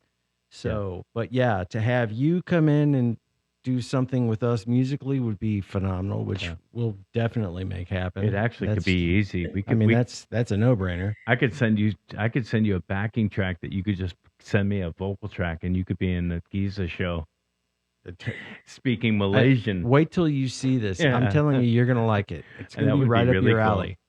I bet I'm gonna love it. I just can't imagine turning Rick into a pop artist because you're like one of the most like rock people that I know. Like your whole get up, Yeah. even like your jeans are more ripped than any jeans that I've owned. So I'm like, this would be hilarious. Yeah. Come on. Hey, I'll wear MC Hammer pants. Actually, I wore it You for a have Giza some, show. Yeah, you have some. Well, when you're singing, is English your natural language to sing in? Would you sing in Malays? Is that what you called it? English is my first language, and I consume a lot of Western pop music, mainly American pop music. Right. So yes, but I have written a song in Malay before, and I have sang in Malay before. Malay, So, Malay, yeah. Yeah. So yeah, I don't know. I know enough about singing to know, melody and those types of things, and I would assume that singing in another language, um, syllables and enunciations and things are different to sing in the same melody. So you would have. How would you treat singing in a second language to fit the music?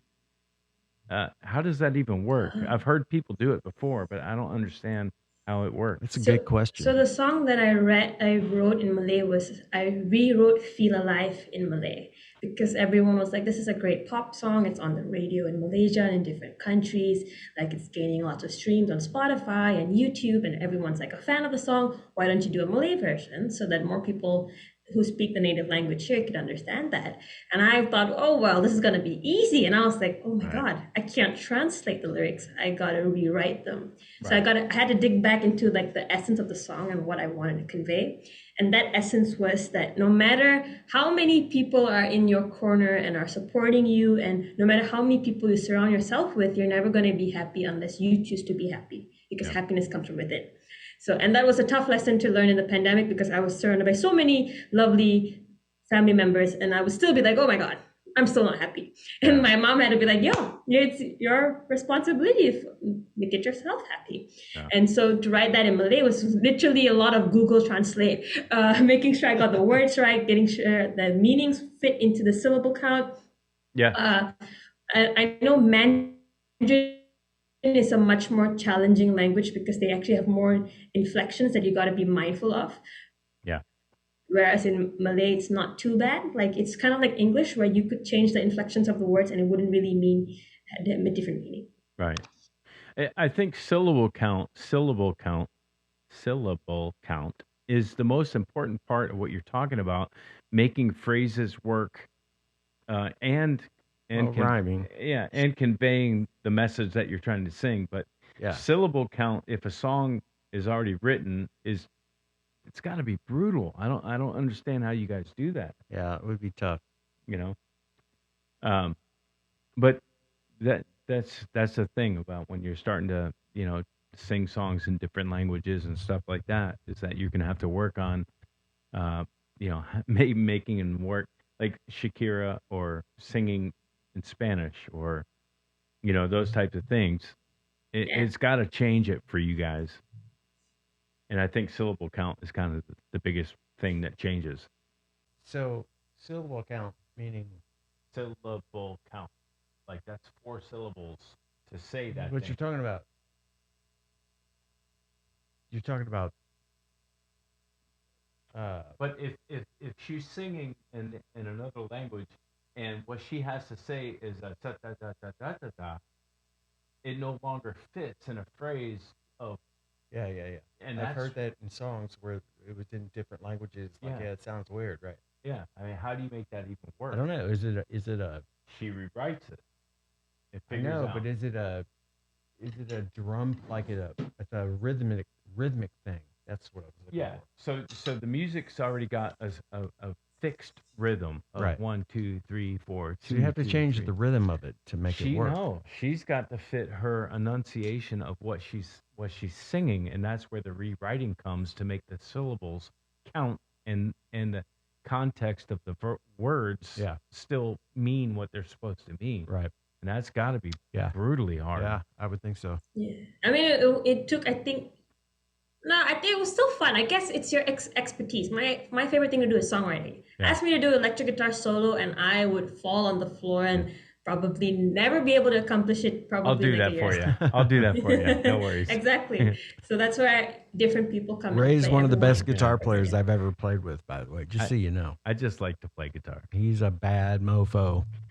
And exactly, I just like writing songs. So even if that means it's a challenge, I step up for it. Yeah. So when you're doing your, do you have a diary or a lyric book or something that you just constantly jot down ideas and then come back to in a quiet place with a cup of tea and then start writing?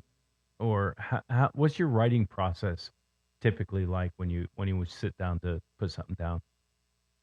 Wow. I'm a paper and pen person, so I write songs like that. So I have like tons of songbooks at home. For me, it's not about writing songs for me. It's not about producing the next record. It's about writing the next lesson I want to remember or learn, and I want to share with other people. Yeah. So like it's always about an emotion or feeling or intention, and how can I bring out the solution in each song. So like I remember, I am not a fan of flying. And to be able to fly 15, 16 hours, it can be mentally torturous. I've gotten better with it with each flight, but I'm not the most optimistic person when it comes to flying. Yeah. So in the plane, and there was a lot of turbulence, and I'm the only one awake in this like Airbus. And I'm like, what's happening? And I was like, maybe I can write a song about it so that I can positively share with people how can they overcome their fears of flying. Because I'm like, you know what? It's just like riding. It's like riding a wave on the ocean. There's gonna be bumps. Like if you imagine it like that, instead of like, oh my God, we're gonna fall out of the sky, it becomes a little bit more easier to manage. That was an example of a song I wrote on the flight back. The day after the award show, I was like, I really enjoyed playing with the band. I want to capture that feeling. I want to make sure that I remember that, and I wrote a song about that. So, so it's like it's like either the idea comes in the randomest times of day, like when you're doing the dishes, or like you're talking to someone and you're like, oh my God, that would be a great lyric, and you got to pull out your phone recorder and you just got to record like a 10-second line, or like sometimes it's a maddening idea, like if I don't write this now, I don't think I'll ever have the same heightened emotion or feeling that I'm feeling. So I got to get that done now. Yeah, so I do the same thing with guitar riffs. Yeah. I'll. Well, but that would be worse, I imagine, because you don't always carry a guitar around. So how are you going to record that on your audio recorder? I come to this room when it's time to be creative, and in it. Well, you know, I just plug in. I can be just playing an acoustic guitar. I can put whatever it is. This device right here, my iPhone voice memo, has got 16 albums worth of parts. And it really comes down to, if I play something that amuses myself after 35 years of playing music and I go, wow, what was that? What is that? Then I'll say, okay, record, get it down on something, just so I can remember it, go back. And a lot of times as a guitar player, this is just a side note, I'll say, because I play in a lot of alternate tunings, I'll say, okay, I'm in drop C sharp, or I'm in drop C, or I'm in dadgad, or whatever tuning. I'll just say, okay, I'm in this tuning, and then I'll play the part, and then I can recreate what I did later. When you're writing, you said you wrote a song about it after playing with the band. Is it something like you write a chorus? I got a great chorus, or this is a concept. This is like a story of a possible song, or this is a verse one. What do you write down to be able to come back later and capture it? Is it one of those three things? For me, I gotta do songwriting Like I gotta complete the song, I feel most times. I have left a couple of songs and come back to it, but I think I have the same problem as you, Ray. Like I probably my phone recorder has have like 10 albums Yeah. worth of song ideas that have just never been worked on in the past 4 or 5 years. So for me, like I try my best to get an idea out within the day or two, because I know that after that time passes, things, you get busy with life, you have different experiences you want to write about. So it's always about what am I going through currently that I can use to learn at that moment. So songwriting for me is all about a reflective process. How can I manage myself or the situation better, and how can I remember that lesson so I don't repeat that situation? So it's kind of like every time you have a problem, they're like, oh my god, I'm really mad at this person today, but oh wait, I have a song about managing emotions, here it is. So Yeah. like you have like a playlist of songs that help you overcome, like, you know what, I'm competing with my sister, or I'm competing with a fellow musician, I want to be better than them, but wait, collaboration is there. I remember the last time I screwed up and let my ego get in the way of it, and I messed up whole lifetime's worth of opportunity. So I have a song about that. So like, Right. yeah, like oh my god, I'm overthinking about what this person said, and I'm taking account every tone that they're saying when actually they're completely fine. It has nothing to do with me. I have a song about that. So it's like it's a more like a repertoire of songs that help me manage myself, and I'm Yeah. happy to share it with people so that they can also come out at the other end better too. Yeah. So Now yeah. you said ego a couple times tonight. She said it once. What are you talking about? No, she there- has zero ego. She's talking about having ego get in the way, and I've caught it a couple times. Is that something that you're very conscious of, making sure you stay humble?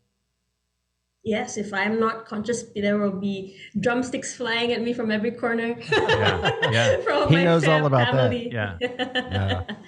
And I think it's important to stay humble. If not, you can't do the work that you do. Yeah. So It's every hard to work with opportunity to people if remind you myself. can't.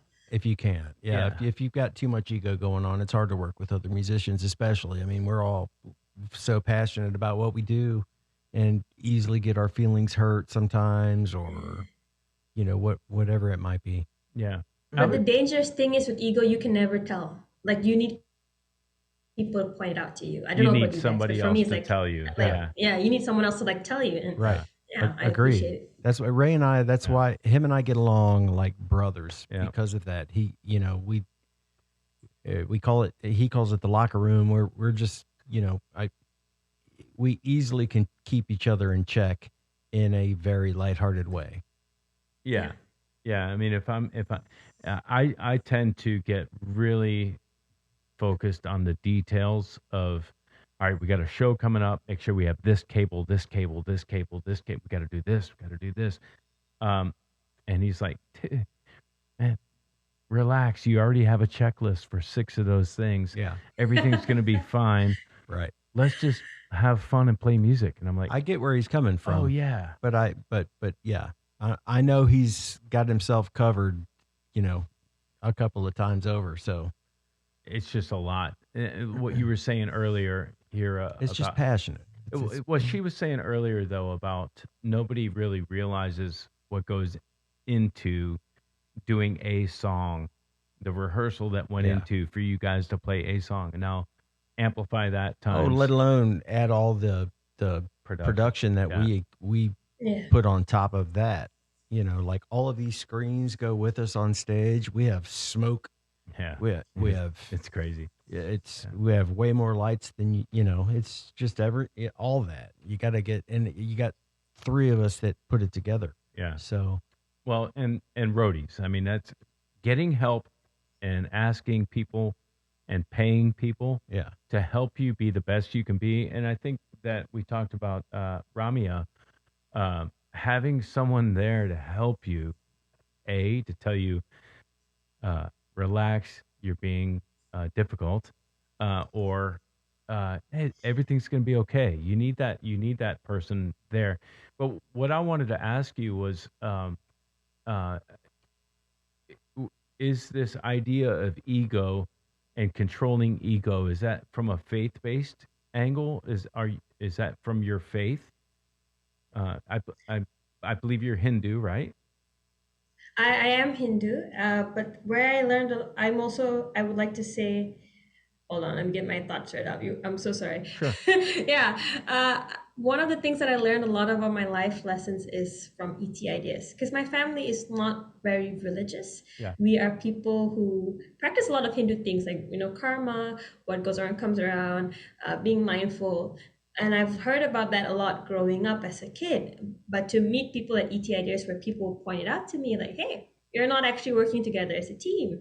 Like you want to put your ideas first, or you think you know better. Yeah. So like, and you're like 14 or 15 or 16 or Wow. 20. It's a great lesson. So it's a continuous process of learning and being pointed out and improving. And yes, it gets uncomfortable sometimes because but if you want to grow and you want to really impact and change the world, you got to get your shit sorted out. Yeah, so that's true. so Absolutely it's something true. that I've learned a lot from my mentors. They've given me a lot of precautionary warnings like, hey, don't let your ego get in the way of things. Yeah. Hey, be careful about attention and limelight, because if you're just chasing the limelight, you're going to get yourself really, really lost. Yeah. And so I wrote a song about that. Not only I wrote a song about ego, I wrote another song called Attention Island, which was my first R&B song. And yes, it won awards, but for me, I'm very proud about the songwriting and the message of the song, because I wrote about an island called Attention Island, where everything's beautiful, it's glossy, it's glittery.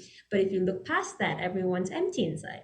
Yeah. And that's the same thing when you're chasing after limelight as a person in the entertainment industry. Like if you're just gonna go for the popularity and don't care about the people around you, you're gonna end up lost and unhappy. Yeah. Or so I've heard. And I don't want to make that mistake, so I gotta write a song about that. Yeah. So Well, I think that's Attention Island. Mhm. I could paraphrase that in 2 words: social media. Social media has become Attention Island for so many, especially young people. Us being long in the tooth, it's just a tool that we use to kind of highlight shows coming up and stuff like that. But there are a generation of people that if they don't have the right filter on their post, really have an emotional, breakdown, and don't know how to handle, being in a room with just normal people and not being able to have a filter or their 30-second video clip. And they struggle, I think, to be sociable. Yeah, sociable. Like sitting in a room. Like if you were sitting here with us, we'd still be having this same type conversation, with all its glitches and good stuff. Yep. And it'd be fine. But if it wasn't a perfect polished 45-second clip, it would be devastating to a lot of the younger generation. And I worry about that personally. I am like that, and I think that's where I'm grateful to my mentors for pointing out to me, just post it. Like it doesn't matter if it's not perfect. If you don't do anything with your career, it's never gonna move. Doesn't matter if you have one perfect video. It's more important to have 100 consistent videos. Yeah. For example. Very well said. Yeah. Yeah, kind of Agree. a Something that I'm learning too. just be you kind of a thing, Mhm. Just be you, Yep. and it's gonna be fine. So throughout the night, and we'll land this plane. ET Ideas sounds like an amazing concept, an amazing group of people. And ascendancypro.com sounds like these are both launching pads and platforms that helped you become the best you that you are. Yeah, and I hope to be able to do my part to actually help more people like that. So more people who want to be aspiring singer-songwriters, or people who want to be finance people. Like the whole ethos of being a resource-based team. Like, you know what, you need something, I'll go, let's help you out. Like, Yeah. and it'll all unites us with that vision of impacting people, wanting to solve more problems. That keeps us united. Yeah. And I think that's exciting. My wife started not a podcast, a website. This was probably 10 years ago. She spent, I think, golly, man. Don't even say. It was a lot. I already heard that. Yeah, it was a lot of money. Yeah. And the idea was kind of basically that. It was if you needed something for in the talent department, whether it be a juggling clown or a band or an actor for something, a mime, whatever. But that was the idea. And I think that's kind of what you're after. Only on it's just now, a newer version of it. Yeah. Yeah. Yeah. One that makes more sense. It's not so confusing. It's Yeah. pretty simple. There should be a mentorship as opposed to a gig-based Fiverr type of platform. There should be a mentorship platform like that, hey, if you need to know how to do some Pro Tool stuff, come see me. Well, this sounds to me like that's what she's doing. Yeah. If you need to know how to do video editing, go to Heerraa. If you need Right. and it sounds like that's kind of what you guys have put Yeah, together. the whole network. Yeah. Yeah. I mean, the beautiful thing is Essence is expanding to different countries as well. Like we're having operations now in starting up in the US, in like the Boston, Philly area. We have people in our team from India, from Indonesia. We had a few people who were interested to start something in Cameroon as well. So it's really, everyone does this on a volunteer basis. Everyone's like, oh, I'm passionate about this and I want to bring this to my community. And that's how we all work together. Like we work with people from this corporate world. We work with people who are parents. We work with individuals. We work with Gen Z, with baby boomers. Like the whole shindig, like the whole world needs to come together. The whole to ensure- shindig. yeah, like the whole you're the world needs best. to come together to actually make the world a better place. Oh, that's awesome. So tell everybody where to find everything Heerraa. So you can, whatever social media platform that you're on or wherever you consume music, whether it's Spotify or Apple Music or YouTube, you can find my work at Heerraa, Heerraa. If it's for social media like Facebook or Instagram or LinkedIn, that's Heerraa Official. So Heerraa Official. Double up. Yeah, double up. Double up. everything. Hey, you want to hear something funny real quick? When you got us breakfast the other morning and I was eating my sandwich and Paul came up to me and said, he looked at my sandwich. He's like, what are you eating? I said, my sandwich. He said, it got double meat. And I said, yeah. And he said, that was mine. I'm like, do you want it? I had like 2 bites left. I said, here, do you want it? And he started laughing. Well, Heerraa, yeah. we love you so Yeah. much. I love you. My wife loves you. My band loves you. You're the best. Yeah. We are sending a bunch of love to you guys too from across the oceans. Everyone here is so excited. I can't wait to see you guys again real soon. I wish it was sooner rather than later. And Yeah, I me don't know too. how the universe works. It works Hey. in mysterious ways. So We're let's just hope riding for the nice- wave, right? Yeah. Yeah. Well, if you're ever back this way, be sure to get with us and We even- may need you. We may need you sometime soon. Yeah, for well- some vocal. yeah, I was just gonna say we're not that far apart. It's very easy for us to send. Only just halfway around the world. Well, it's easy for us to send you tracks and Oh, yeah. and put your stuff on it and send it back and that kind of thing. So if you ever want to do a track, we'd love to help you out. I'm gonna make him send you the show.